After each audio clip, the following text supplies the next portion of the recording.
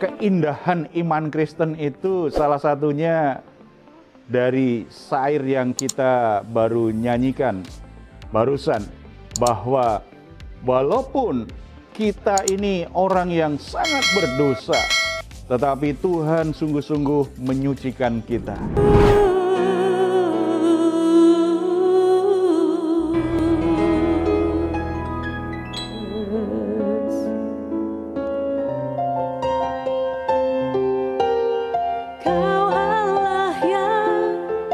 Tiada mengingat lagi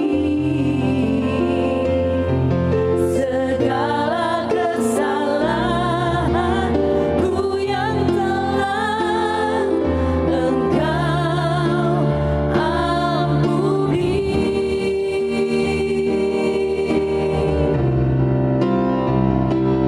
Walau dosaku merah bagai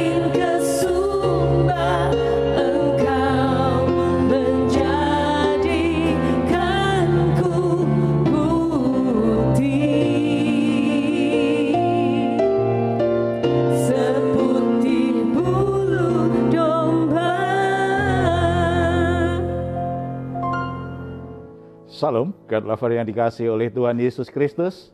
Apa kabar? Semuanya kiranya dalam keadaan sehat, bersukacita bersama-sama dengan keluarga, dan boleh menikmati keindahan kasih Tuhan bersama-sama. Saudara-saudara, apapun pergumulan, apapun situasi sulit yang sedang kita hadapi, ketika kita sedang berbeban berat, kita sedang dalam pergumulan yang berat, percayalah Tuhan sangat peduli kepada kita semua. Tuhan Yesus berkata kepada kita, marilah kepadaku semua yang letih lesu dan berbeban berat, aku akan memberi kelegaan kepadamu. Percaya ketika kita datang ke tata kasih karunia Bapa di surga, di dalam nama Yesus Kristus, ada sesuatu yang ajaib, ada sesuatu yang indah, karena kasih karunia-Nya cukup bagi kita semuanya. Mari kita bersatu dalam doa. Bapa di surga, kami bersyukur, anugerah-Mu luar biasa, kasih karunia-Mu luar biasa. Kami orang yang berdosa, kami orang yang penuh dengan kesalahan, kami orang yang penuh dengan hal-hal yang mendukakan hati Tuhan. Tetapi kasih-Mu tidak pernah berubah dalam hidup kami.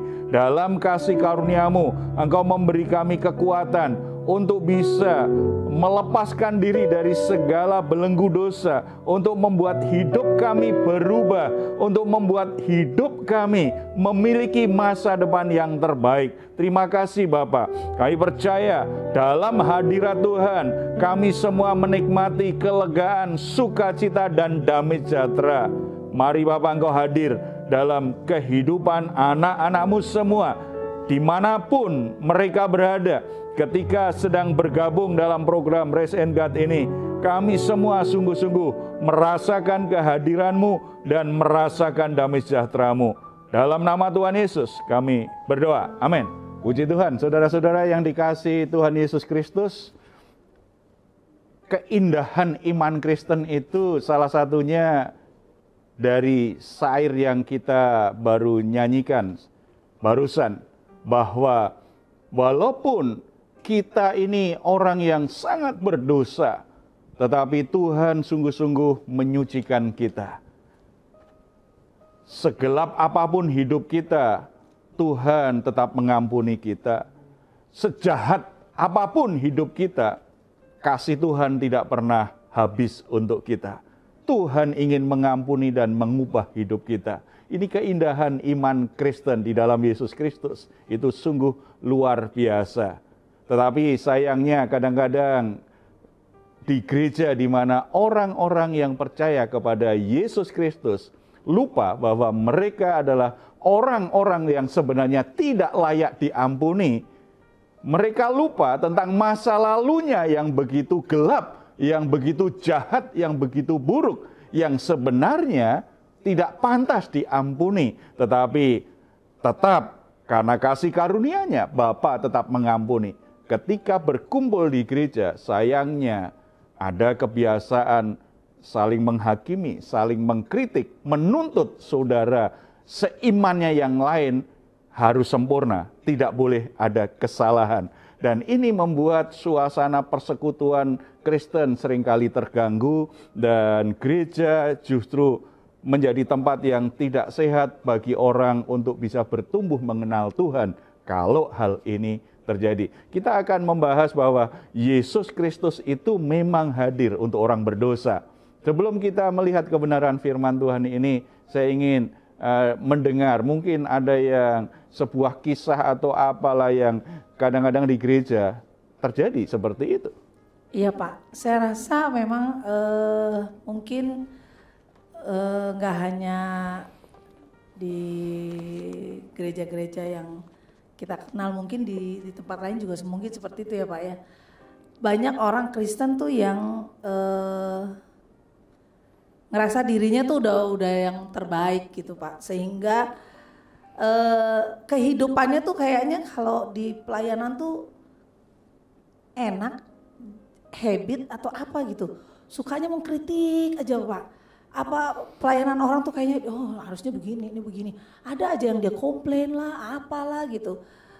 Sementara dia sendiri tidak melakukan apa-apa, kalaupun kita ajak, kita ini juga dia nggak mau juga. Tapi yang parahnya yang mengkritiknya itu loh Pak. Kadang-kadang kita orang-orang yang mendengarkan tuh jadi gini, aduh lu nggak ngelakuin apa-apa aja, udah enak tinggal terima jadi, masih komplain gitu loh. Apalagi kesannya nggak menghargai jerih lelah orang yang udah tuh dengan tenaga, dengan pikiran, dengan biaya, dengan waktu yang sudah dia keluarkan untuk melakukan hal itu dia tidak perhitungkan gitu loh, dengan rasanya udah dia yang paling hebat, sehingga ini harus begini, ini begini, jangan begini dong, ini jangan begitu. Kasihan Pak, hidupnya hanya hobinya mengkritik. Evi curhat. Ya saudara-saudara, kadang-kadang memang di gereja itu kan ada orang yang masuk kelompok sebagai komentator. Jadi apa saja dikomen dan cenderung pasti yang dicari sisi buruknya, makanya muncul banyak kritik gitu. Apa saja dikritik. Tetapi ada juga tipe orang yang pasif.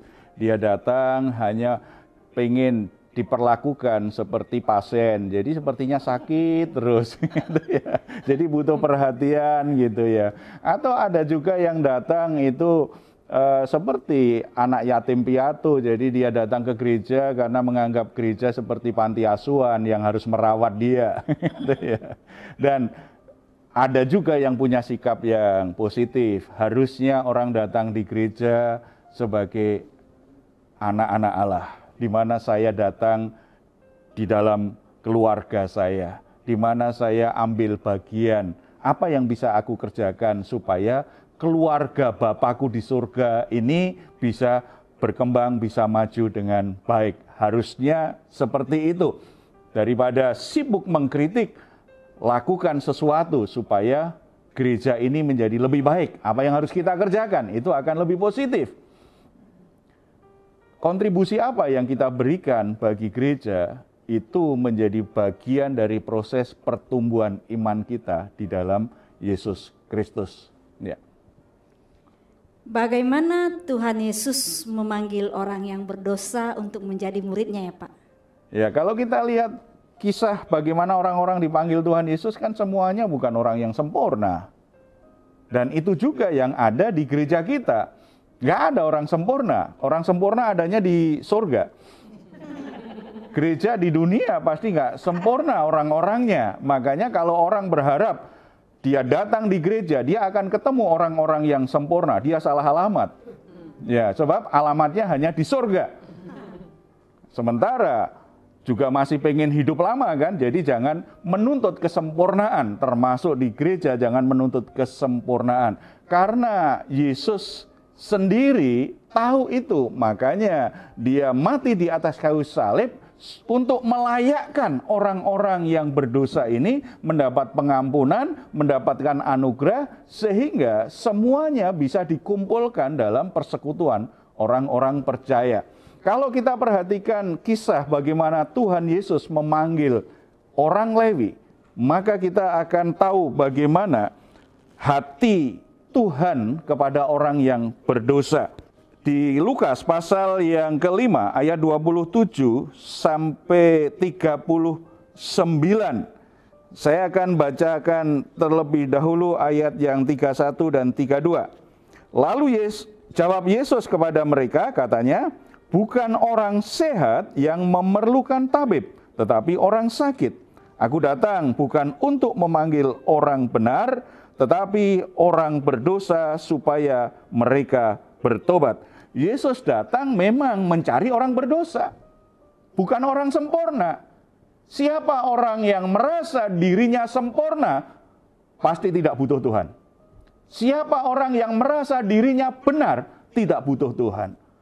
Siapa orang yang merasa dirinya tidak ada dosa, maka kematian Yesus Kristus di atas kayu salib tidak berguna bagi dia. Dia merasa tidak perlu ditebus. Yesus datang mencari orang yang berdosa. Tujuannya apa? Supaya bertobat.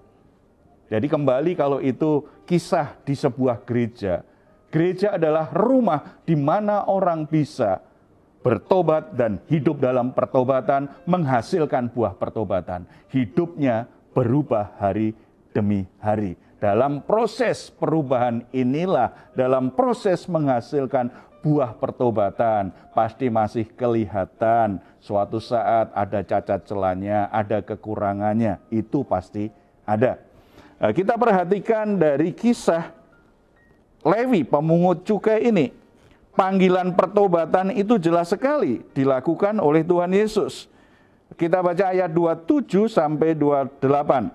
Kemudian ketika Yesus pergi keluar, ia melihat seorang pemungut cukai yang bernama Lewi sedang duduk di rumah cukai. Yesus berkata kepadanya, ikutlah aku. Maka berdirilah Lewi dan meninggalkan segala sesuatu, lalu mengikut dia.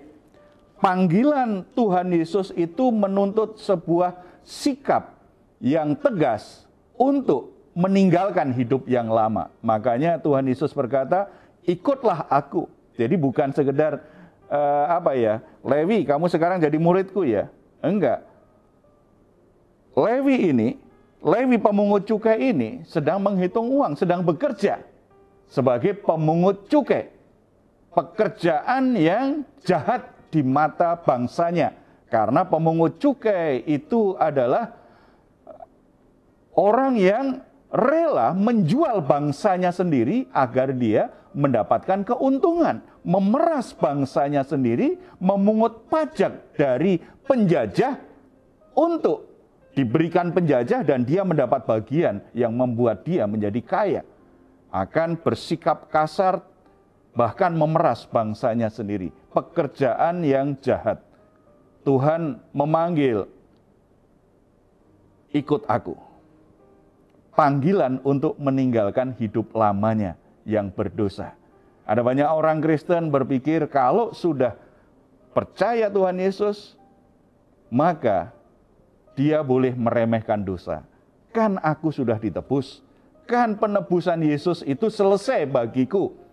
Kan ada kasih karunia Tuhan yang tersedia bagiku untuk selalu mendapatkan pengampunan. Sebagian orang Kristen menyia-nyiakan, meremehkan, menghina kasih karunia Tuhan dengan cara tetap berbuat dosa. Panggilan Tuhan Yesus kepada Lewi pemungut cukai ini jelas sekali bahwa kalau saudara merasa terpanggil untuk mengikut Tuhan Yesus, maka itu adalah berarti panggilan untuk bertobat. Kita harus punya sikap tegas terhadap dosa-dosa masa lalu kita dan apa yang sedang kita lakukan. Dan yang kedua, ayat yang ke-29. Dan Lewi mengadakan suatu perjamuan besar untuk dia di rumahnya dan sejumlah besar pemungut cukai dan orang-orang lain turut makan bersama-sama dengan dia. Panggilan Tuhan Yesus berarti juga panggilan menjadi berkat. Selama ini, Lewi pemungut cukai hanya berpikir bagaimana aku dapat uang lebih banyak dengan cara memaksa dan memeras masyarakat untuk membayar pajak yang ditetapkan oleh orang-orang Romawi. Bagaimana aku dapat keuntungan? Pikirannya apa yang bisa aku dapatkan? Aku pengen dapat lebih, aku pengen dapat lebih. Pikirannya hanya pada apa yang bisa aku dapatkan dari orang lain. Keuntungan apa yang aku dapatkan dari orang lain? Berpikirnya hanya uang. Keuntungan. Itu saja yang dipikirkan. Tetapi begitu Tuhan Yesus panggil, ikutlah aku. Orang-orang yang merespon panggilan Tuhan Yesus, orang-orang yang akhirnya mengambil keputusan untuk, ya Tuhan, aku mau tinggalkan hidupku yang lama, aku mau bertobat, aku mau mengikut Engkau. Dia akan mengalami perjumpaan pribadi dengan Tuhan Yesus Kristus. Itu bukan sekedar pengetahuan, bukan sekedar teori, bukan sekedar tradisi agama, tetapi sungguh-sungguh mengalami hubungan pribadi dengan Tuhan. Orang-orang yang memiliki hubungan pribadi dengan Tuhan, itu hatinya pasti dipenuhi dengan sukacita. Rasa syukur yang meluap-luap. Karena begitu bersyukur dan bersukacita hidupnya sejak dia berjumpa dengan Yesus, maka dia ingin berbagi sukacita kepada orang lain. Makanya dia buat perayaan pertobatan. Dia undang teman-temannya yang di masa lalunya itu jadi teman-temannya. Dia undang ke rumah makan bersama-sama dengan dia, dan supaya mereka juga bisa menikmati persekutuan dengan Tuhan Yesus Kristus. Karena Tuhan Yesus hadir di rumahnya. Jadi panggilan untuk jadi berkat. Sebagai orang Kristen kita dipanggil jadi berkat. Makanya para komentator harus memberi komentar itu pada posisi, pada keadaan yang tepat. Jangan justru menyusahkan orang-orang yang sedang bekerja, orang-orang yang sedang melayani. Kalau kita tidak mau mengambil tanggung jawab kita tidak punya hak untuk mengkritik orang yang sedang mengambil tanggung jawabnya. Tetapi kalau kita bagian dari tim pelayanan, kita punya hak juga untuk memberi masukan, untuk mengkritik yang salah, supaya tim kita semakin bekerja semakin efektif. Melalui pelayanan bersama kita semakin menjadi berkat bagi banyak orang. Karena kita dipanggil untuk jadi berkat, bukan dipanggil untuk jadi komentator. Beda ya. Dan yang ketiga, panggilan untuk berkomitmen sebagai murid. Ayat 30. Orang-orang Farisi dan ahli-ahli Taurat bersungut-sungut kepada murid-murid Yesus, katanya, "Mengapa kamu makan dan minum bersama-sama dengan pemungut cukai dan orang berdosa?" Orang-orang yang merasa dirinya lebih suci dari orang lain, merasa dirinya lebih baik dari orang lain, merasa dirinya lebih saleh dari orang lain, merasa dirinya lebih rohani dari orang lain. Ini yang akhirnya terlalu banyak mengkritik pekerjaan Tuhan. Jangankan hamba-hamba Tuhan, pendeta-pendeta dan tim pelayanan di gereja di masa kini. Yesus saja dikritik. Yesus sedang makan bersama-sama dengan Lewi, pemungut cukai yang sedang membuat perayaan pertobatannya. Mereka mengkritik. Mengapa Yesus makan dengan orang-orang yang berdosa? Berarti mereka melihat dirinya sebagai orang yang paling suci, paling benar, paling saleh. Mereka benci dengan orang berdosa. Padahal ketika mereka benci dengan orang berdosa, dia sendiri sedang berdosa. Yesus yang penuh kasih karunia, dia mencintai orang berdosa, tetapi bukan berarti dia setuju dengan perbuatan dosanya. Makanya kalau kita baca, tadi sudah saya baca ya, kita ulang. Lalu jawab Yesus kepada mereka, katanya, "Bukan orang sehat yang memerlukan tabib, tetapi orang sakit. Aku datang bukan untuk memanggil orang benar, tetapi orang berdosa supaya mereka bertobat."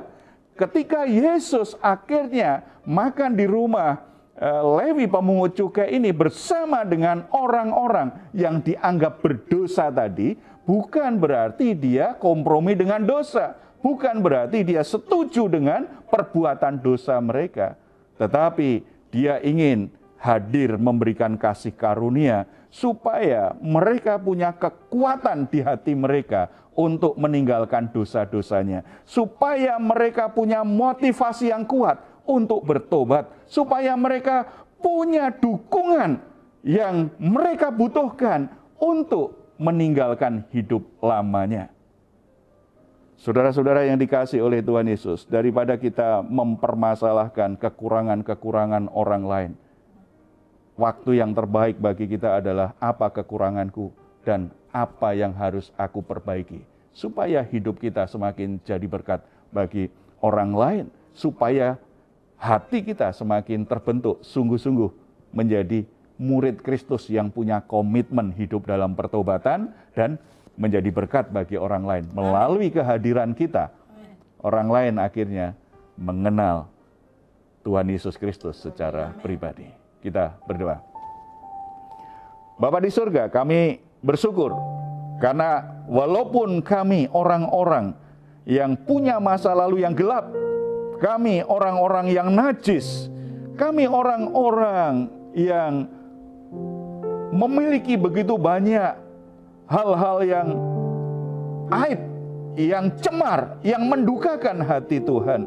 Tapi kami bersyukur Engkau menghampiri kami dan memanggil kami untuk mengikuti-Mu, untuk menjadi murid-murid-Mu.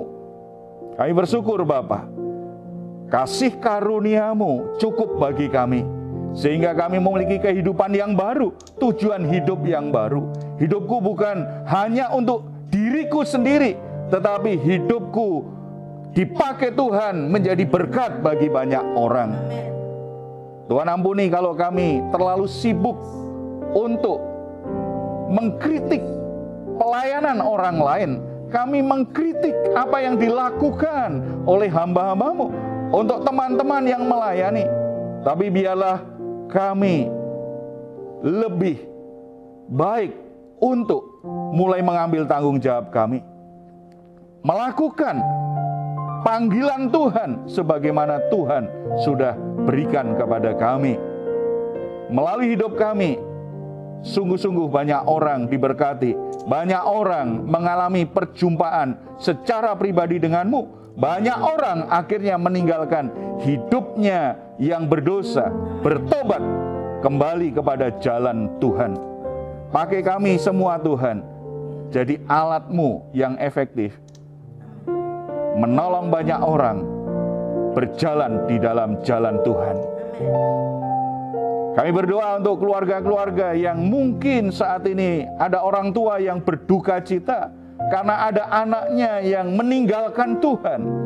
Tetapi kiranya Roh Kudus memberi mereka keteguhan iman, pengharapan bahwa Roh Kudus sanggup menjamah dan mengubah hati anaknya yang terhilang supaya kembali di jalan Tuhan.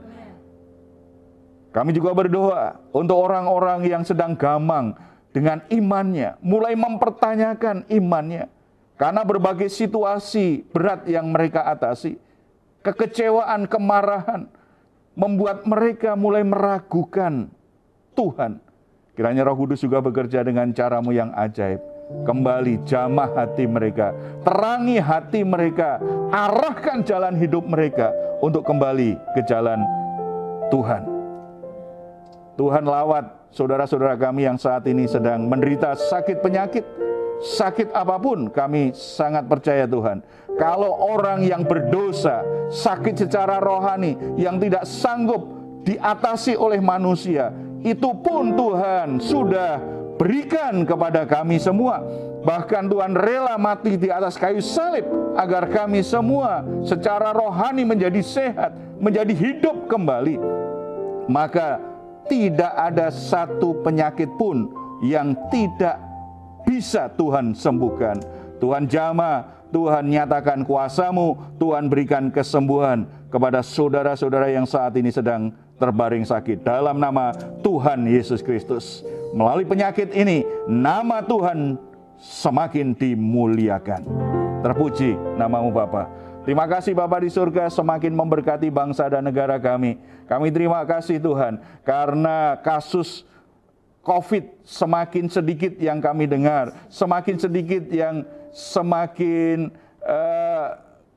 kami lihat dari laporan pemerintah, semakin banyak yang bisa sembuh bahkan yang sedang dirawat. Kami bersyukur, kami sangat percaya ini semua anugerah Tuhan. Tuhan bebaskan kami semua dari COVID-19. Tuhan berikan kesehatan bagi masyarakat Indonesia, pemulihan bagi bangsa Indonesia, supaya kami mulai bangkit dari segala hal yang selama ini terhalang. Ekonomi menjadi bangkit, situasi yang selama ini sulit, Tuhan mulai buka jalan, sehingga bangsa ini semakin dilimpahi dengan anugerah Tuhan. Di tengah-tengah bangsa ini, umat-Mu semakin menjadi berkat, memuji dan menyembah Engkau. Terpuji nama-Mu dalam nama Tuhan Yesus. Kami berdoa. Amin. Saudara-saudara tetap percaya, kondisi apapun hidupmu, Tuhan tetap menginginkan yang terbaik. Dan jalan untuk menjadi yang terbaik dimulai apa? Langkah menuju pertobatan. Kalau saudara memiliki pergumulan-pergumulan hidup yang sangat berat, saudara mengalami situasi yang sulit dalam perjalanan keluargamu, dalam pekerjaanmu, saudara membutuhkan dukungan doa, silahkan untuk menghubungi nomor telepon yang tertera di layar saudara. Tim doa kami akan mendukung saudara dalam doa. Kami sangat percaya anugerahnya cukup bagi kita semua. Kalau saudara ingin memberikan komentar, silahkan menuliskannya di ruang komentar yang ada di channel Diaspora TV. Kami tunggu.